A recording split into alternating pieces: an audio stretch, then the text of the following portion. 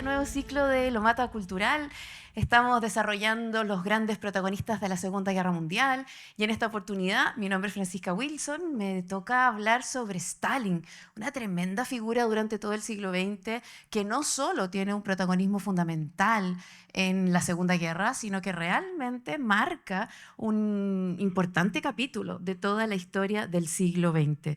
Por suerte, tiene este sobrenombre de Stalin, porque yo no sé si sería capaz de memorizarme y de pronunciar bien su nombre real de este hombre nacido en Georgia en el siglo XIX, en un contexto en el cual tenemos que entender que se estaba desarrollando a nivel mundial grandes cambios en la historia. El siglo XIX estaba marcando un antes y un después de lo que conocíamos en la historia de la humanidad. Resulta que desde el origen, desde que el hombre comenzó a sedentarizarse porque descubrió la agricultura, ahí es donde pudimos entender que comenzaban las civilizaciones. Antes de eso, el hombre perseguía el alimento, lo que tenía que hacer era sobrevivir, pero la agricultura le dio la oportunidad de poder asentarse y bajo esa perspectiva poder comenzar a desarrollarse. Ya sabiendo qué comer y dónde dormir, le quedaba el tiempo suficiente como para poder evolucionar, desarrollar la ciencia, las matemáticas, el arte, la poesía y todo lo que finalmente nos convirtió en civilizaciones. Y así fue como la historia del hombre evolucionó, gracias a la agricultura. Pero resulta que en el siglo XIX, donde nace Stalin, se estaba viviendo un segundo gran capítulo en la historia, un gran cambio que reemplazaba o que venía a agregar sobre la agricultura la industria. El siglo XIX nos traía la gran revolución industrial y así como los historiadores somos bastante mezquinos para darle título de revolución a algo, porque necesitamos evaluar, necesitamos entender con el paso del tiempo si realmente una revolución fue aquella que cambió el curso de la historia. Pero el siglo XIX, con la revolución industrial, ciertamente cambió el curso de la historia. ¿Por qué? Porque la humanidad se venía desarrollando y desenvolviendo en torno a la agricultura milenariamente y de repente la industria nos da una nueva oportunidad, un enriquecimiento mayor, la capacidad de desarrollar una sociedad de consumo, de crecimiento económico, de mayor poderío. No hay que esperar los tiempos de la siembra y de la cosecha, ahora la riqueza es mucho más veloz y todo eso permitirá entonces un gran cambio dentro de la sociedad que va a ser liderado por quien inventó la máquina, que va a dar la oportunidad de la industria, Inglaterra. Entonces el siglo XIX es el gran siglo del reino británico, donde se va a desarrollar esta tremenda revolución industrial que le va a dar el liderazgo económico a esta tremenda potencia. Ella misma, el reino británico, será la que saldrá al mundo entero a buscar materias primas para poder manufacturar en sus fábricas. Y eso lo convertirá no solo en el imperio más rico y líder del mundo, sino que en el más grande. El imperio colonial británico, que empieza a adquirir colonias en distintas partes del mundo para consolidar, en definitiva, este tremendo poderío imperial. Desde ahí, entonces, el siglo XIX marca un gran hito en la historia porque nos trajo un cambio a toda la historia del hombre desde su origen hasta el siglo XIX. Lo mismo estaba entonces generando cambios dentro de la sociedad. La población campesina, la mano de obra, había sido hasta ese momento siempre históricamente campesina, pero ahora se comenzaría a transformar en proletaria. ¿Saben por qué los llamamos proletarios? A lo mejor es bueno comentarlo. Porque estos campesinos llegaban a la ciudad a buscar su destino para trabajar en las fábricas, pero llegaban con las manos vacías, no tenían nada. Lo único que traían entre sus manos, sus hijos, su prole en latín. Y por eso entonces proletarios. Y ahora la sociedad entonces tendrá que entender que hay que albergar al proletariado, que hay que hacerle un lugar dentro de la sociedad ahora urbana. Ellos en el campo tenían ciertas condiciones para satisfacer sus necesidades, había una tierra que los podía alimentar, pero ahora en la ciudad las condiciones no estaban dadas, no había vivienda, no había leyes laborales, no había protección, no había seguridad, no había salud. Entonces claramente se estaba generando un tremendo cambio social que traía la revolución industrial. Y muy pocos advirtieron en el siglo XIX que era realmente necesario hacer cambios para toda esta transformación que se estaba viviendo en el mundo. Cuando digo muy pocos, es que me sobra una mano, en realidad dos dedos. Solamente en el siglo XIX advirtieron la necesidad de cambios el Papa León XIII, que creo que hemos estado escuchando de él un poco en estos últimos días, y Marx. Ambos entendieron que la sociedad ahora tenía una mano de obra trabajadora diferente y que por tanto había que albergarlos, protegerlos e incentivar un desarrollo social distinto.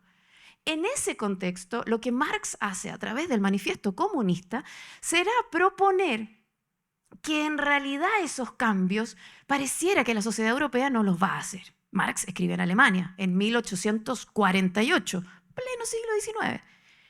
Y al final su conclusión es que nadie va a hacer los cambios. Entonces invita a los propios proletarios a generar los cambios necesarios. Proletarios unidos. Ese es el mensaje para transformar esta sociedad que está cambiando en el siglo XIX. Eso se está advirtiendo en todas partes. Se está entendiendo en todas partes. Además que el siglo XIX era el siglo de estos imperios poderosos, como el británico que recién relatábamos, y de muchos otros que veían un poder absoluto sobre sus territorios en un contexto en el cual la población, la clase obrera, la clase campesina, no veía demasiados resultados, no veía demasiada protección en ningún sentido. Por lo mismo empieza a haber oposición, efervescencia, insatisfacción respecto a estos mandatos imperiales que no estaban respondiendo a las necesidades. Entonces el siglo XIX en el que nace Stalin, la verdad es que está bien revuelto. Se está desarrollando la revolución industrial, se está desarrollando la inquietud social o cuestión social, se están desarrollando inquietudes nacionalistas porque ya no se quieren a estos monarcas autoritarios. Hay muchos movimientos que están en el contexto en el que nace Stalin, finales del siglo XIX. Él nace en Georgia, que en ese momento era parte del imperio de los zares rusos. Era un imperio que traía siglos de trayectoria. El reino ruso se había formado en el siglo IX y estábamos en el siglo XIX, así que bastante consolidación imperial Rusia ya tenía. Pero en el siglo XIX los Romanov, que era la dinastía que ya reinaba en ese entonces, estaba bastante desconectada de la población. En general, la oposición en el siglo XIX fue solo creciendo. Al final hasta hubo zares asesinados que no finalmente respondían a lo que la población o las clases bajas buscaban. Entonces Stalin nace en un contexto de inquietudes, de oposiciones, de violencia, sin duda. Él es hijo de un padre golpeador. Él viene del seno de una familia de siervos. Recuerden que en Rusia existía, hasta hacía apenas unas décadas atrás del nacimiento de Stalin, existía la servidumbre de la gleba, que obligaba a los campesinos a quedar atados a la tierra en la que habían nacido, obligados a trabajarle al señor terrateniente al cual habían nacido él y todas las generaciones hacia atrás. Esa servidumbre de la gleba recién hacía unas décadas había terminado, pero el sistema de la servidumbre todavía se estilaba. Y eso fue forjando entonces, imagínense el contexto, en pleno Georgia, siglo XIX, oposición, pobreza, hijo de sirvientes, de siervos, sin duda alguna, una inquietud para Stalin que no ayudaba, en definitiva, a avanzar.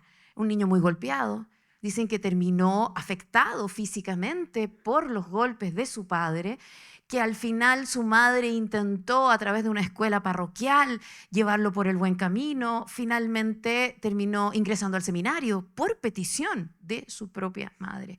Y ahí en el seminario fue donde aprendió estas ideas, donde leyó a Marx, el Manifiesto Comunista. Había sido escrito décadas antes en Alemania, habían llegado estas ideas porque efectivamente se estaba desarrollando a nivel global todo este movimiento, toda esta oposición, toda esta revolución industrial, toda esta inquietud. Y él entonces empieza a hacerle sentido para responder a sus propias inquietudes lo leído con Marx. Empieza entonces a participar de estas acciones e incluso termina uniéndose al Partido Obrero. El Partido Obrero en Rusia tiene la particularidad que inmediatamente fundado en 1893 empezó con crisis interna. El Partido Obrero entendía las ideas de Marx, suponía que efectivamente se necesitaban hacer cambios y que había que movilizarse para conseguirlos, pero había una división interna en cómo movilizarse, cómo había que hacer para desarrollar en definitiva un movimiento exitoso. Unos dentro del partido consideraban que lo que había que hacer era trabajar con las bases, contándoles todo este mensaje para conseguir votos que al final, democráticamente, los llevaran al poder. En Rusia sí había, pese a que había zar, había democracia porque tenían un parlamento, la Duma, y se elegía a sus representantes y podían ser incluso campesinos. Así que pensaban que podían llegar al poder a través del voto popular. Pero otros dentro del partido consideraban que ese camino era muy lento y que en definitiva lo que había que hacer era llegar al poder, pero más rápido. ¿Cómo? Con el uso de las armas. Entonces el Partido Obrero en Rusia tiene dos grandes movimientos. Uno que quiere la vía pacífica, moderada y democrática, y el otro camino que quiere el uso de las armas. Ahí entonces comenzarán a desarrollarse las ideas que terminarán con un grupo minoritario, los moderados, y un grupo mayoritario, los violentistas. ¿Cómo se dice en ruso mayoría? Bolchevique. Y por eso entonces este Partido Obrero termina con las minorías mencheviques moderadas y las mayorías bolcheviques violentistas. Imagínense el contexto que se está viviendo. Estamos terminando el siglo XIX, comenzando el siglo XX. Ha llegado al trono el último zar, hoy sabemos, el último zar Nicolás II Romanov. No tiene muchas habilidades, ni el padre confiaba mucho en él, no lo había enseñado, no lo había preparado, no lo había llevado a grandes temas de Estado. Y sin embargo ahora estaba al mando de una Rusia que se desmoronaba, que venía desmoronándose desde los siglos anteriores, desde las décadas anteriores y desde los Romanov anteriores, pero con un Nicolás II que tampoco tenía tantas habilidades.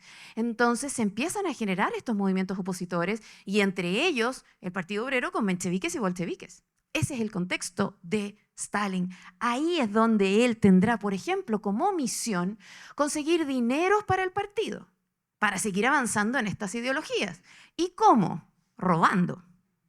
Entonces esta es la ficha con que lo perseguía la policía zarista.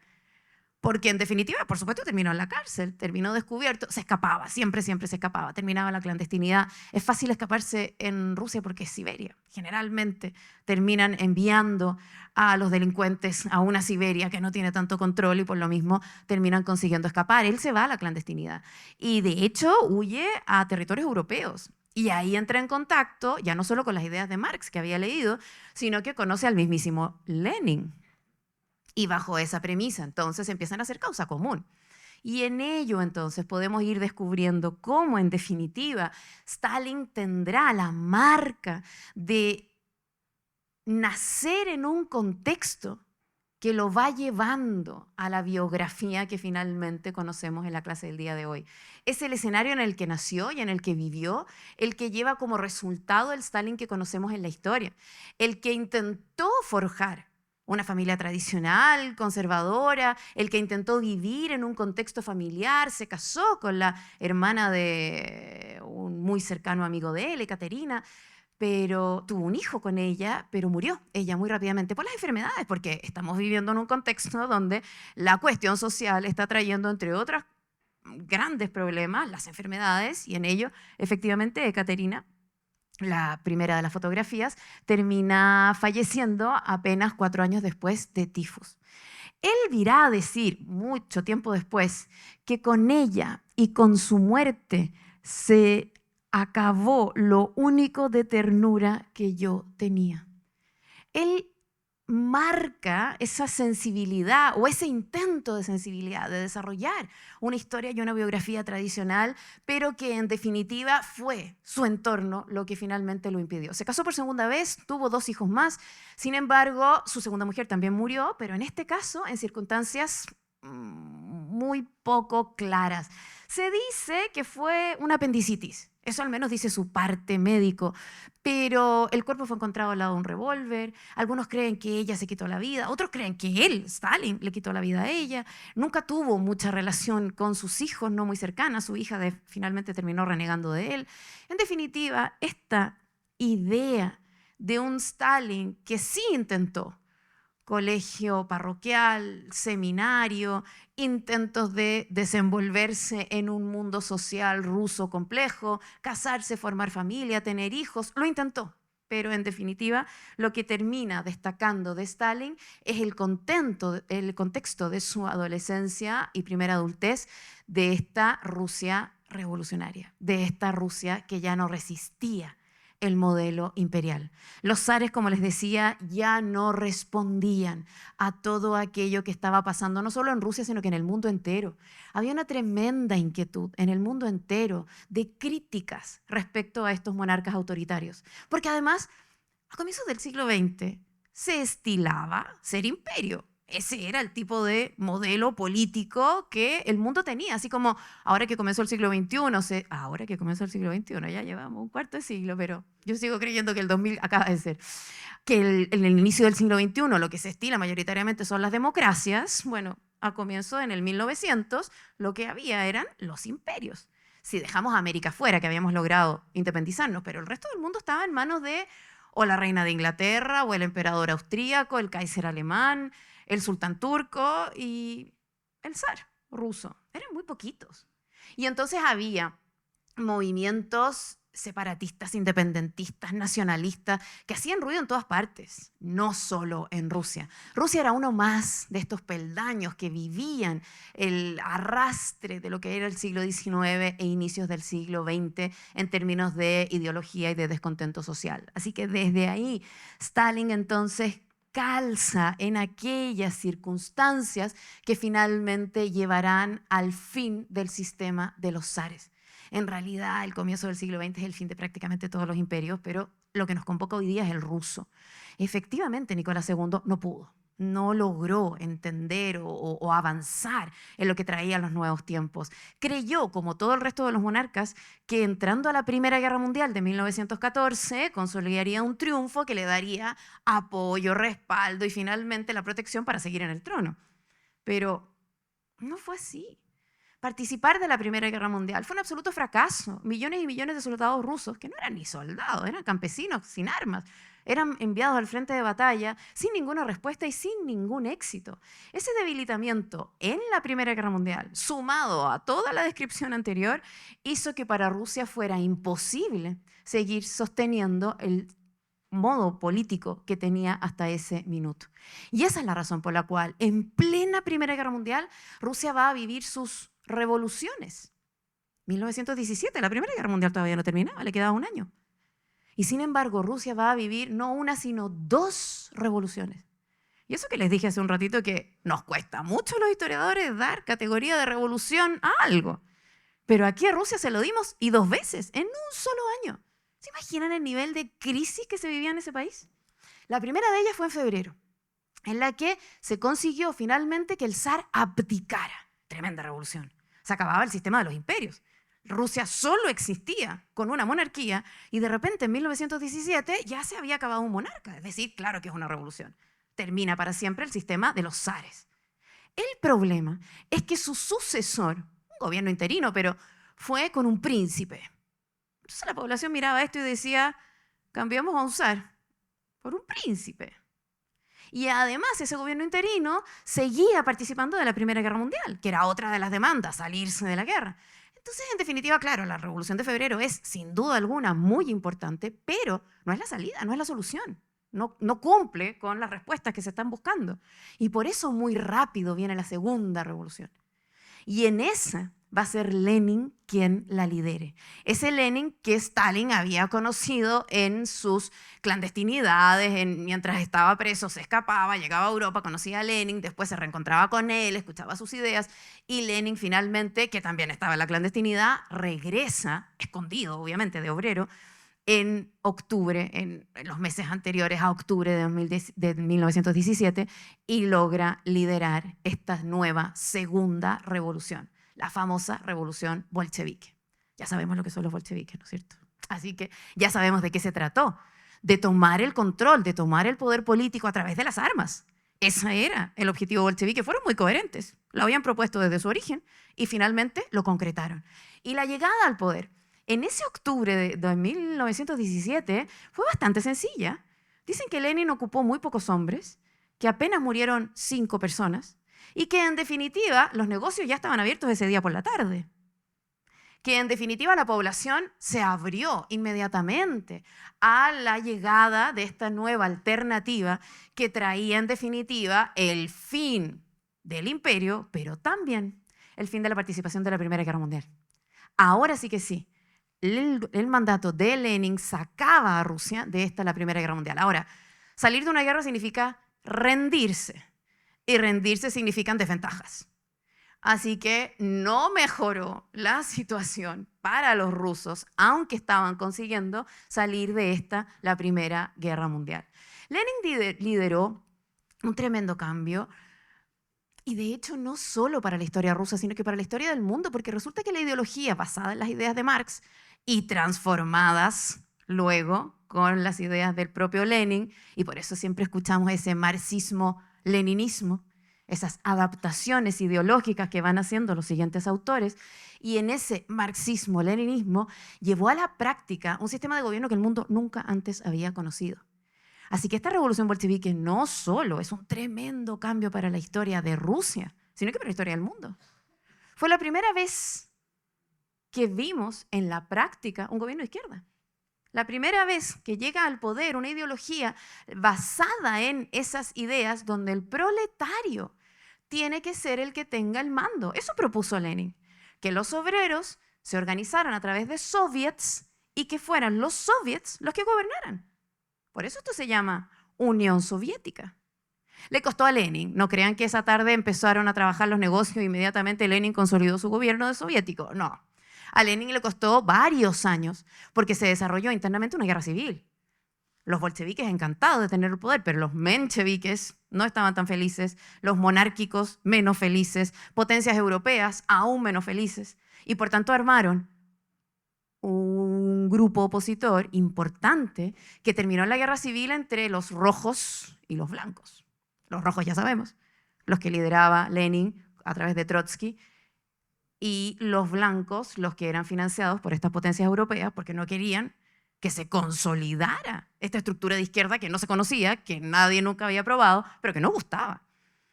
Demoró.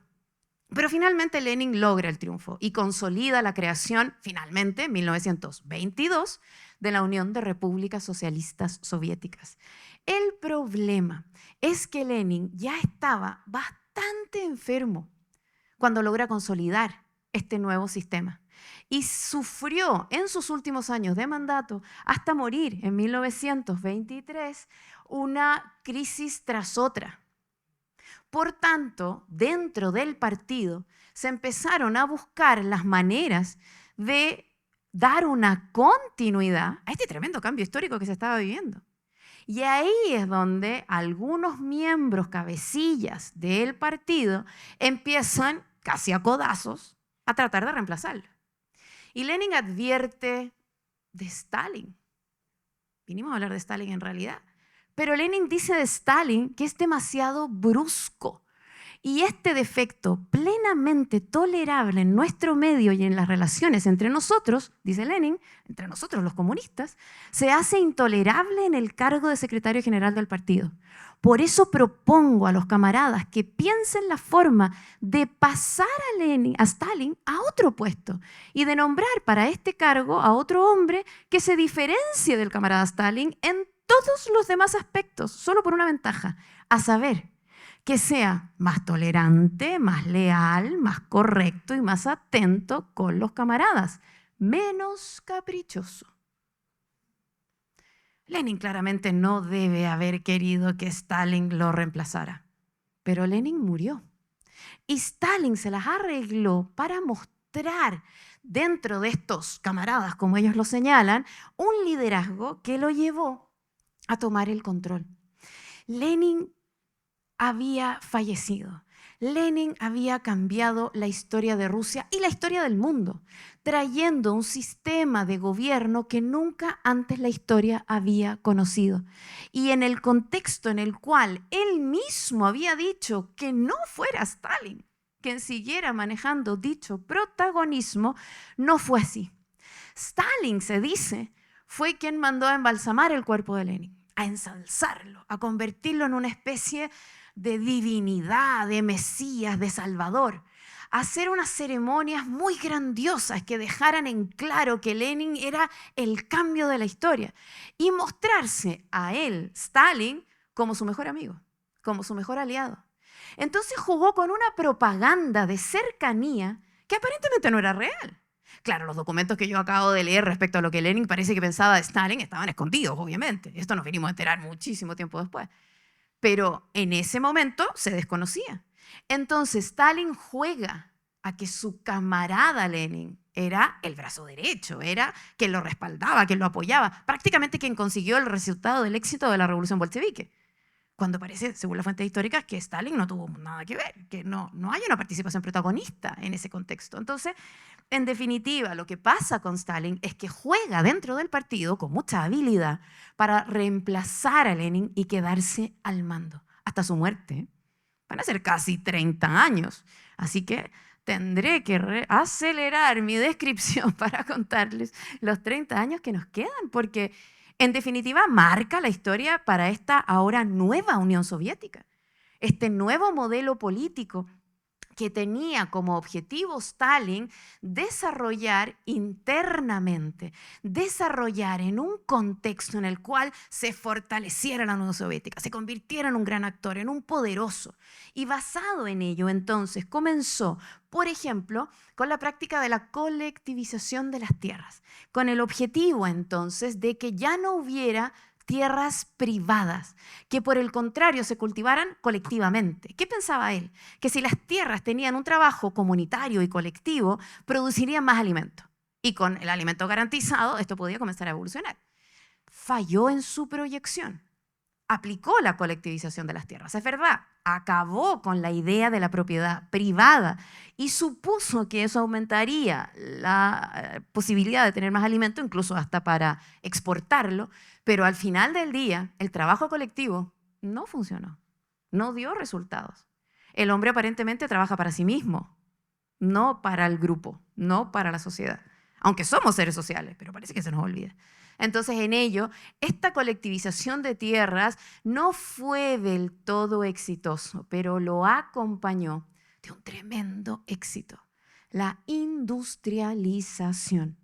Ella sí que fue el camino del éxito de Stalin y de la Unión Soviética. Toda nación que se precie de tal sabe, hasta el día de hoy, que la manera de salir de la pobreza y desarrollar naciones es a través del cambio de los productos básicos a la manufactura. Todos sabemos que industrializándonos generaremos economías más poderosas. Y Stalin también lo entendía. Entonces comienza a desarrollar esta industrialización de manera acelerada. Tendrá casi una obsesión por industrializar la nación. Además había que cumplir con Marx. Si al final del día, recuerden que ¿a quién le había escrito Marx? Proletarios unidos. Ustedes, la mano de obra trabajadora de las fábricas, únanse para triunfar y tomar el poder. Y resulta que eso era lo que aparentemente estaba haciendo la Unión Soviética, pero tenía más campesinos que proletarios. Entonces había que cambiar el discurso o cambiar a la mano de obra. Y ese fue el objetivo, cambiar la mano de obra, hacerla obrera, industrializar esta nación y con ello avanzar en lo que finalmente fue una muy exitosa industria química, metalúrgica, de plásticos, aviones, tanques, motores, relojes, cámaras de fotografía, todo lo que terminó llevando a esta Unión Soviética a un proceso tan exitoso que, aunque no me lo crean, termina convirtiéndolos en la segunda potencia económica del mundo,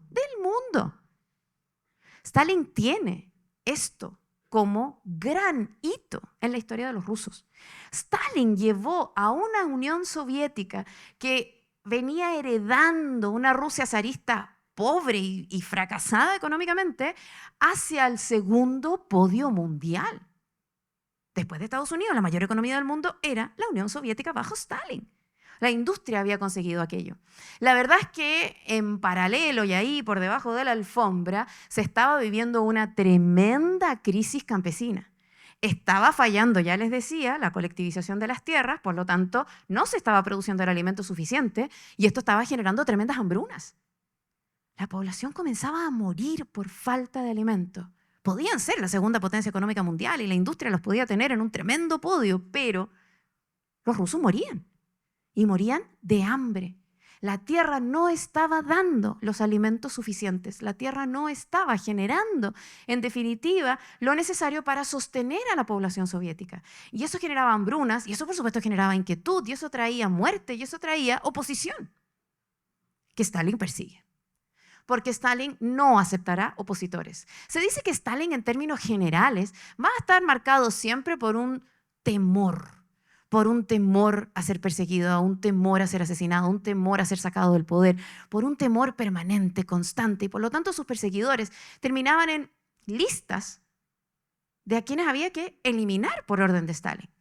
Opositores de los que había que deshacerse con el objetivo efectivamente de evitar instrumentos de terror como la Checa primero y la KGB después, que la vino a reemplazar, estableciendo entonces una realidad para la población campesina bastante oscura.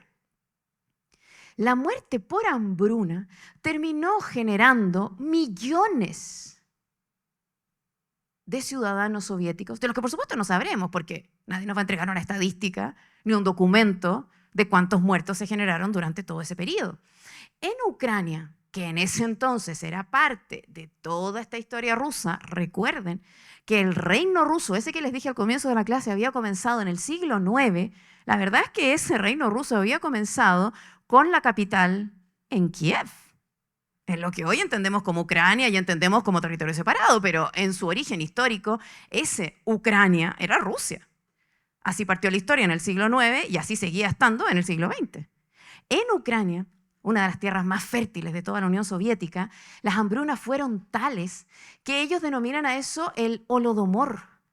Es como su especie de holocausto que generaron estas hambrunas en el reconocimiento de lo terrible que significó este capítulo para la historia rusa. En cambio, Stalin, en una falta de reconocimiento, comienza a exacerbar el levantamiento de su figura, de su imagen. Recuerden que dentro de este tipo de estructuras políticas, por ejemplo, las iglesias quedan fuera, terminan siendo un peligro y un enemigo, así que no hay religión, hay ateos. Entonces, ¿a quién seguimos? Al líder. Y terminamos ensalzando la figura del líder, en este caso Stalin, como una especie de Dios. Se empieza a adoctrinar a la población, deificando la imagen. Y esto no solo es del totalitarismo de Stalin, porque tendrán en su mente la de varios otros que también jugaron a esta imagen a través de la propaganda, a través de las imágenes y a través de la idea de esta divinización de la figura, que además iba acompañada de, imagínense la cantidad de niños huérfanos que había.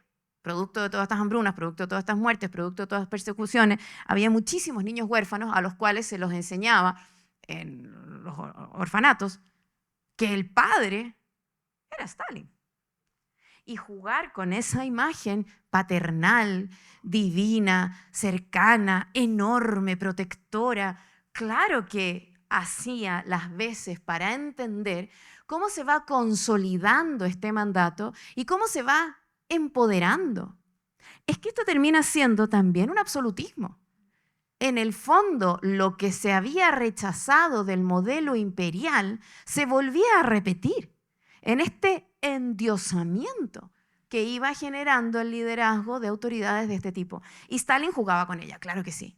Y lo hacía basado en esa idea de marketing, diríamos actualmente, pero en política lo llamamos propaganda. Basado en esa propaganda que llena a la población de un concepto de superioridad de su líder, lo que le da entonces superioridad a su nación. Se ensalza el patriotismo, se ensalza el nacionalismo, y eso lleva efectivamente a ser reconocido el ambiente en el cual no cabe la oposición. Las listas de opositores siguen creciendo, porque lo que hay que hacer es consolidar el patriotismo y el liderazgo de Stalin. No se le puede permitir a los opositores que hagan ruido. Entonces se los persigue, o se los lleva lejos, o se los instala en los gulag, los famosos gulag, que son estos campos de concentración, pero campos de trabajo. Recuerden que lo que está haciendo Stalin es industrializar la economía para tenerla en el segundo lugar del mundo. Razón por la cual necesita obreros. ¿Y qué mejor si son gratis? Aquí no hay un sueldo de por medio. Entonces los gulags terminan convirtiéndose en estos campos de trabajo en los cuales la mano de obra garantiza la construcción del metro, de las industrias, de los rascacielos, de canales o de cualquier mano de obra que necesite después la guerra. Todo todo va entonces entrelazado para entender el alzamiento de Stalin y de la Unión Soviética en estas décadas del 20 y del 30 que están convirtiendo a Stalin en un tremendo líder, no solo local, sino que global. Él ha construido todo este camino cuando estalla la Segunda Guerra Mundial en 1939. Él ya ha llevado este periplo hacia la Segunda Guerra Mundial en un interés personal. Aquí ninguno de los que participó en la Primera y en la Segunda Guerra Mundial actuó por el bien de la humanidad. Aquí cada uno de los actores participantes tuvo un interés personal, principalmente en mantener el poder. Entonces, al estallar la Segunda Guerra Mundial en 1939, la verdad es que ya el mundo medio sabía. La Primera Guerra Mundial fue una absoluta sorpresa. No había ni delirio de pensar que podía estallar la Primera Guerra, la peor de toda la historia. Pero la Segunda Guerra Mundial estaba bien advertida, que sí fue después la peor de la historia. La Segunda Guerra Mundial estaba muy advertida porque Hitler, que la inicia invadiendo Polonia en septiembre de 1939, Hitler había escrito un libro con este proyecto. Hitler tenía escrito Mein Kampf, Mi lucha, en 1923 y la guerra es de 1939. Así que quien hubiera leído el libro o el entre líneas ya entendía. Y el mundo europeo entendía. La verdad es que la Segunda Guerra Mundial no sorprendió a nadie. Y se trataron de buscar alianzas, y se trataron de consolidar. Hasta el propio Hitler lo trataron de convencer. Y Hitler aceptó, porque era muy astuto, parece. Hitler firmó en 1938, un año antes de la guerra, un acuerdo en München con los ingleses y los franceses. Yo, Alemania, me comprometo a no ampliar mis fronteras y quedarme tranquilo donde estoy. Lo firmó. Pero en 1939 ya tenía todo preparado, ya estaba todo acondicionado para ampliar sus fronteras. Recuerden que la propuesta de Hitler era que la humillación de los castigos que había sufrido Alemania porque la habían responsabilizado en la Primera Guerra Mundial, Alemania no se la merecía. Eso decía Hitler, diciéndole a la población alemana que era una raza superior y que por lo tanto no debía humillarse y debía incumplir. Así que Hitler, cuando llegó al poder, democráticamente, porque fue la población alemana la que lo eligió por votos para llegar al poder, ahí comenzó a incumplir. Todos sabían que venía la Segunda Guerra Mundial. Se entendía, porque como raza superior había dicho en su libro que los alemanes merecían más Lebensraum, espacio vital. Así que la ampliación de fronteras era ciertamente algo que Hitler ya había advertido.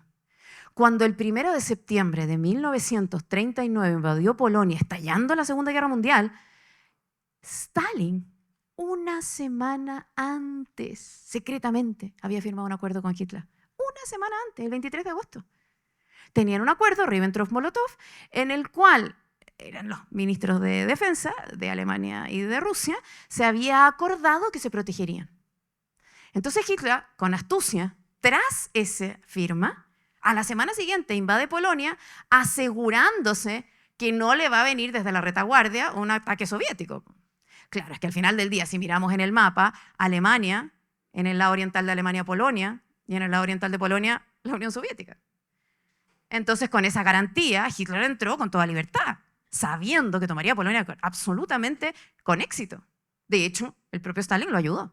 Así estalló la Segunda Guerra Mundial. Y en ese contexto, entonces, la participación de Stalin tenía como interés la promesa de recuperar territorios. Claramente el imperio zarista había sido mucho mayor que lo que era la Unión Soviética. Entonces las promesas eran recuperar esos territorios. Y de hecho lo consiguió. Polonia, Finlandia, Estonia, Letonia, Lituania. Eran territorios que los rusos soviéticos recuperaron junto a esta alianza que habían hecho con la Alemania nazi. Así que había beneficios en este contexto. Asociarse, irónicamente, con la Alemania nazi tenía mucho de interés objetivo. Era extraño, y por eso esto es una ironía, la que están viendo y la que los hace reír, era extraño porque en ese mismo libro Hitler había aclarado que dentro de los enemigos de los alemanes estaban los comunistas. Y obviamente Stalin sabía, no sé si había leído directamente el libro, pero sabía lo que Hitler pensaba. Sin embargo, se asociaron igual. En un matrimonio por por conveniencia, por eso está la imagen, pero se asociaron igual. Ahora, claramente sería una sociedad que no perduraría en el tiempo, ¿no es cierto? Obviamente esto terminaría con Hitler mostrando sus verdaderas garras, invadiendo a Stalin. La Operación Barbarroja es la Alemania nazi que ya tiene Polonia y que lo que le sigue son los soviéticos. La Operación Barbarroja será los alemanes intentando tomar el control de Stalin. Así que Stalin, a lo mejor sin querer queriendo, termina en el otro bando de la Segunda Guerra Mundial. Claro, en el otro bando ya estaba Alemania y Francia. Alemania y Francia, antes de que estallara la Segunda Guerra Mundial, se habían comprometido a proteger a Polonia. Como les digo, todos sabían que venía la Segunda Guerra Mundial, así que era bastante natural hacer estas alianzas. Entonces, a la hora de Alemania invadir Polonia, inmediatamente entraron Inglaterra y Francia. Ahora, claro, cuando la Operación Barbarroja invade desde la Alemania nazi a los soviéticos quedan con Alemania, con Inglaterra y con Francia. Entonces, hay acá un cambio durante la Segunda Guerra Mundial de la figura que hemos venido a conocer el día de hoy. Stalin comienza en el bando de Alemania, pero termina en el bando del Reino Unido, en el bando de los ganadores. Eso lo llevará a tener un tremendo protagonismo, a mostrar lo que Stalin es.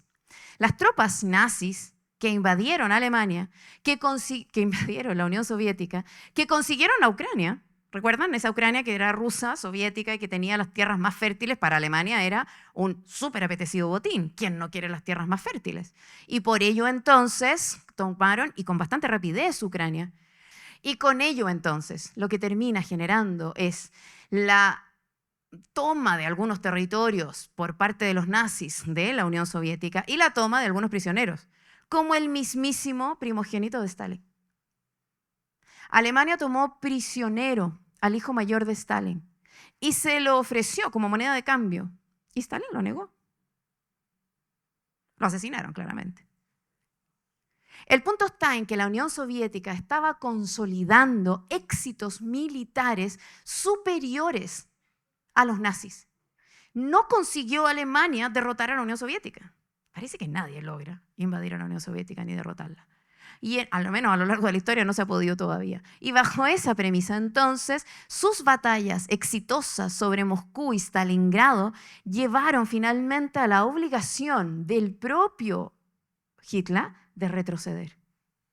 Tan exitoso fue que la propia Unión Soviética logró con sus tropas, al revés, penetrar la Alemania nazi y tomar exitosamente Berlín. Eso es lo que se conmemora hace 80 años atrás, la semana pasada. La toma soviética de Berlín en mayo de 1945, que dio por derrotada a la Alemania nazi que había iniciado la Segunda Guerra Mundial. Es un hito fundamental. ¿Se imaginan el poder que después de ese triunfo en Berlín adquiere Stalin? Stalin a nivel mundial es visto como el héroe que logró derrotar a la Alemania nazi. Stalin es puesto en un podio, es aplaudido y sin duda alguna es sentado frente a los más poderosos del mundo, como Churchill o Roosevelt, que son las figuras que estaban liderando a los aliados en la Segunda Guerra Mundial, que finalmente logró vencer a la Alemania nazi. Stalin quedó ahí, en ese podio, en ese lugar, en ese protagonismo. Stalin además era la segunda potencia económica del mundo.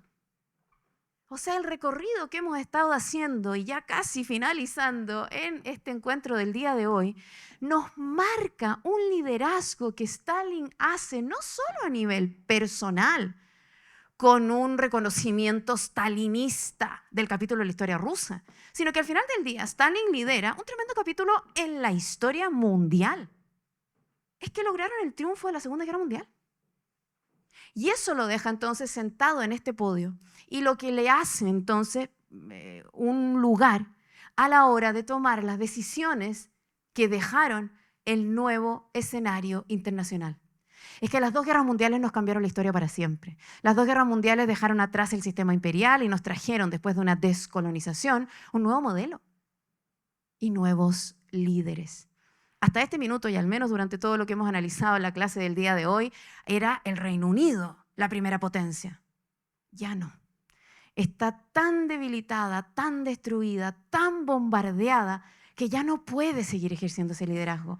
Y vendrán nuevos a reemplazar a ese gran líder mundial. ¿Y quiénes son los nuevos? Los otros que pelearon junto a ella durante la Segunda Guerra Mundial. Francia no, porque recuerden que ella fue invadida casi cuando comenzó la Segunda Guerra Mundial. ¿Se acuerdan esas imágenes de Hitler debajo de la Torre Eiffel? Así que Francia tampoco. ¿Quiénes nos quedan?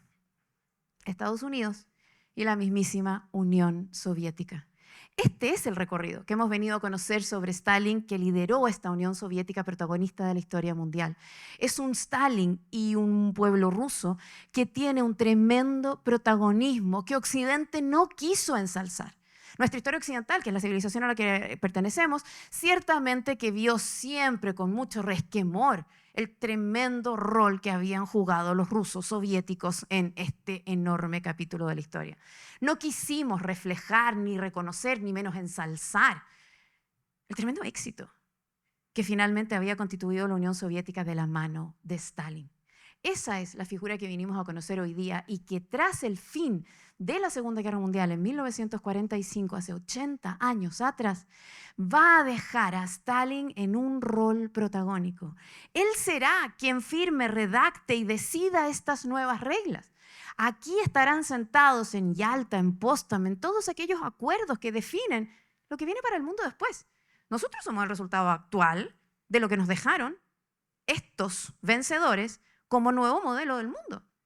Nosotros pertenecemos y entendemos las relaciones internacionales según como ellos nos lo determinaron.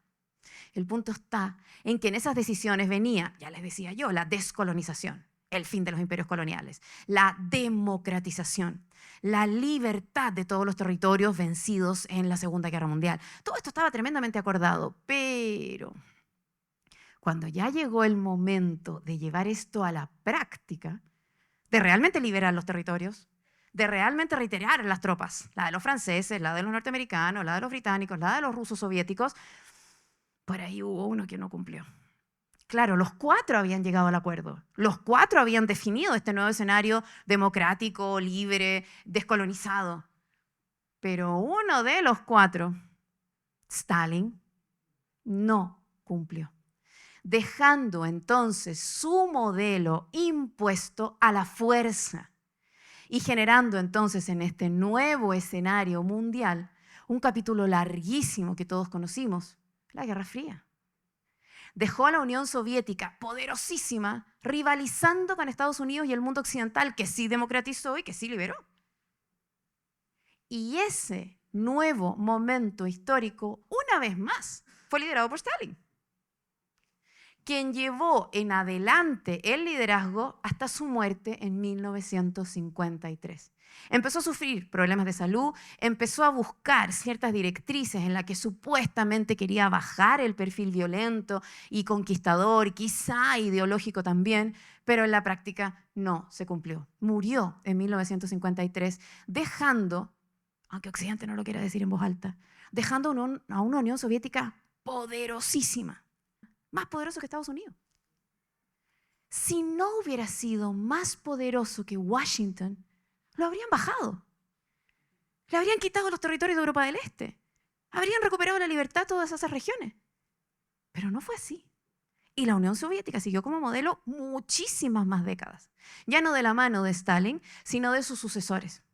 Antes de irme y antes de culminar, solo comentar que quien lo siguió, Nikita Khrushchev, seguro lo recuerdan, era uno de los de las listas de opositores que había que aniquilar. Entonces, a la hora de Khrushchev llegar al poder, comenzó a criticar, a demonizar y a eliminar el legado de Stalin. Lo que viene tras su fallecimiento es la destalinización de los rusos, que será quizá materia de otro compromiso entre nosotros. Así que muchísimas gracias.